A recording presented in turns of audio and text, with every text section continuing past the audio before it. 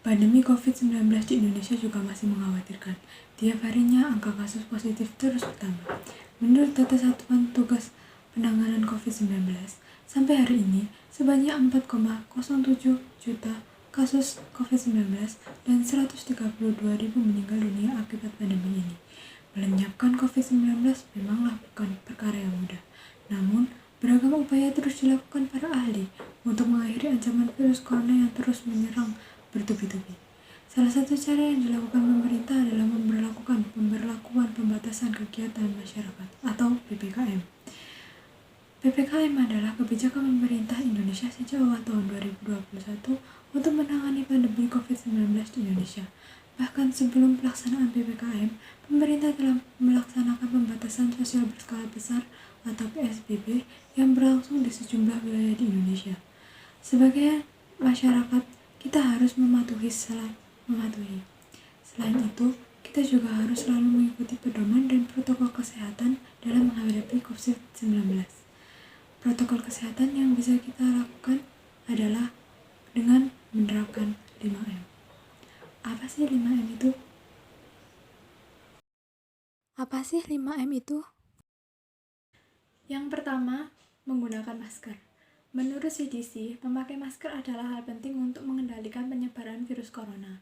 Terdapat beberapa jenis masker yang terbukti efektif untuk mencegah penyebaran virus.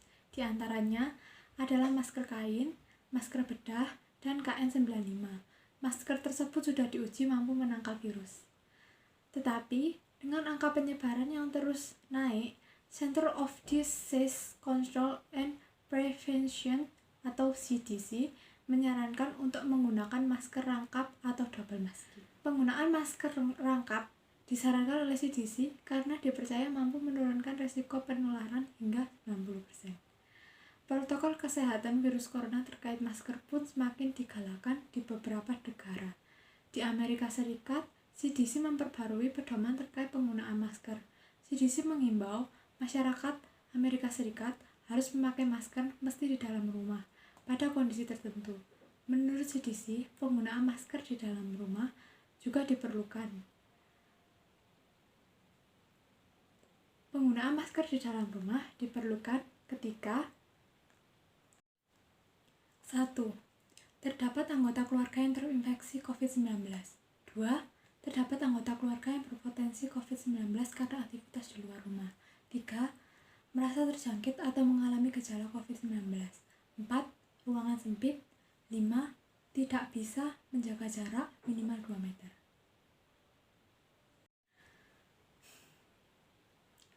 Kalian mungkin akan merasa jenuh atau ruang untuk berbicara terbatasi. Itu benar, tapi penggunaan masker benar-benar sangat penting di masa pandemi ini. Ini hanya untuk sementara, jadi pastikan kalian menjaga kesehatan dan dengan tetap mematuhi protokol kesehatan. Yang salah satunya adalah menggunakan masker.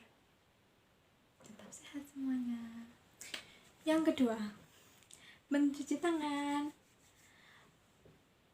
Rutin mencuci tangan hingga bersih adalah salah satu protokol kesehatan yang cukup relatif untuk mencegah penularan COVID-19. Untuk hasil yang maksimal, maka cucilah tangan setidaknya 20 detik beberapa kali sehari, terutama saat sebelum memasak atau makan, setelah menggunakan kamar mandi, setelah menutup hidung saat batuk atau bersin. Untuk membunuh virus dan kuman-kuman lainnya, gunakan sabun dan air atau pembersih tangan dengan alkohol atau yang biasa kita sebut hand sanitizer, setidaknya dengan kadar 60%. Jangan lupakan selalu mencuci tangan atau bahkan membasuh tubuh Anda jika Anda habis dari tempat keramaian yang tidak bisa dihindari.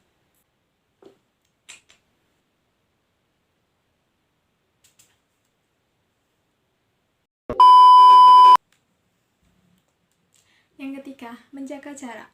Protokol kesehatan lainnya yang perlu dipatuhi adalah menjaga jarak. Protokol kesehatan ini dimuat dalam Keputusan Menteri Kesehatan RI dalam Protokol Kesehatan bagi masyarakat di tempat dan fasilitas umum dalam rangka pencegahan dan pengendalian COVID-19. Di sana disebutkan menjaga jarak minimal 1 meter dengan orang lain untuk menghindari terkena droplets dari orang yang bicara, batuk, atau bersin, serta menghindari kerumunan, keramaian, dan berdesakan. Bila tidak memungkinkan melakukan jaga jarak, maka dapat dilakukan berbagai rekayasa administrasi dan teknik. Rekayasa administrasi dapat berupa pembatasan jumlah orang, pengaturan jadwal, dan sebagainya. Sedangkan rekayasa teknis antara lain dapat berupa pembuatan partisi, pengaturan jalur masuk dan keluar, dan lain sebagainya. Selain itu, di era teknologi ini kita sudah dipermudah dengan adanya smartphone yang bisa memudahkan kita menghubungi orang yang jauh dari kita. Bahkan berbagai aplikasi telah dikembangkan untuk mempermudah pekerjaan dan sekolah jarak jauh. Animasi karya Juan Delgan ini menjadi salah satu contoh bagaimana pentingnya menjaga jarak atau social distancing.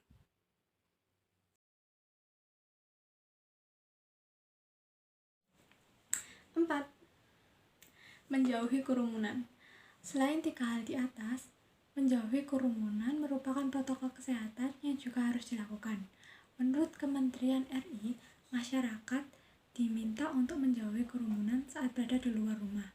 Ingat, semakin banyak dan sering kamu bertemu orang, memungkinkan kamu terinfeksi virus corona pun semakin tinggi. Oleh sebab itu, hindari tempat keramaian, terutama bila sedang sakit atau berusia di atas 60 tahun.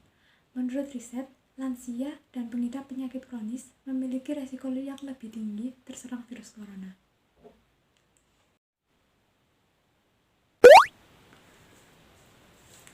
5. Mengurangi mobilitas. Virus corona menyebab COVID-19 bisa berada di mana saja. Jadi, semakin banyak dirimu menghabiskan waktu di luar rumah, maka semakin tinggi pula terpapar virus jahat ini.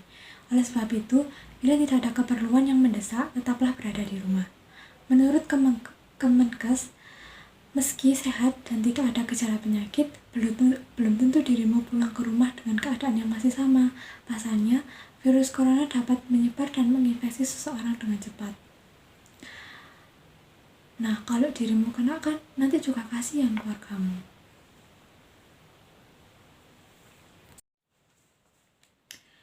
Itu semua adalah penjelasan dari 5M.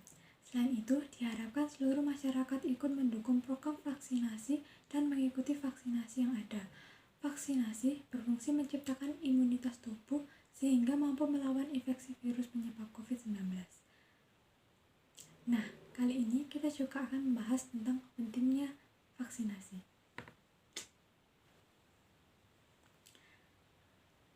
Meskipun tidak 100% bisa melindungi seorang dari infeksi virus corona, vaksin ini dapat memperkecil kemungkinan terjadinya gejala yang berat dan komplikasi akibat COVID-19.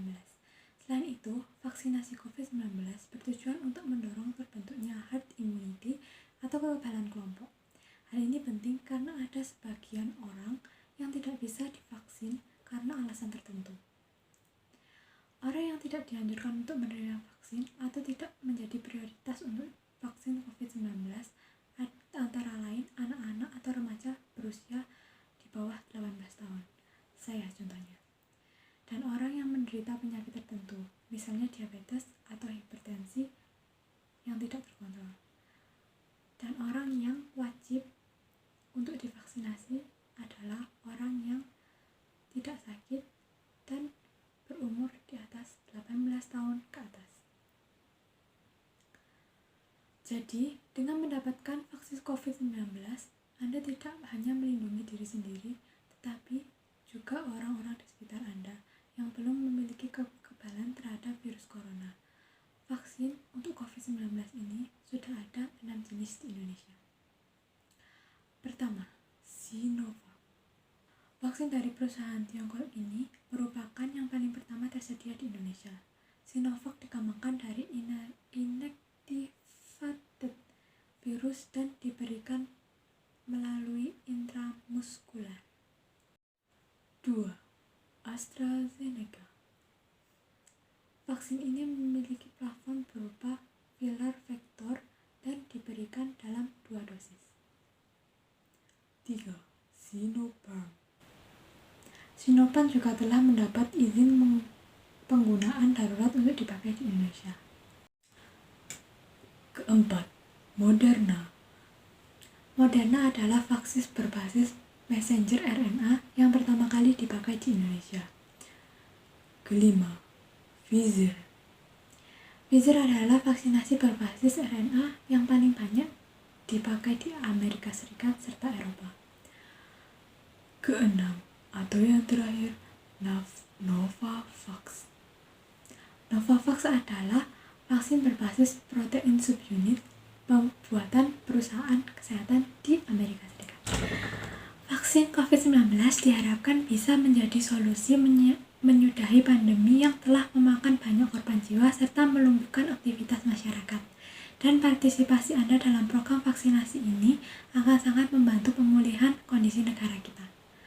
Mari sukseskan program vaksin COVID-19 yang diberikan gratis oleh pemerintah untuk seluruh rakyat Indonesia. Apabila Anda masih memiliki pertanyaan seputar COVID-19, jangan ragu untuk tanyakan dan berkonsultasi dengan dokter. Maksudnya, tanyakan pada dokter. Terima kasih. Wassalamualaikum warahmatullahi wabarakatuh.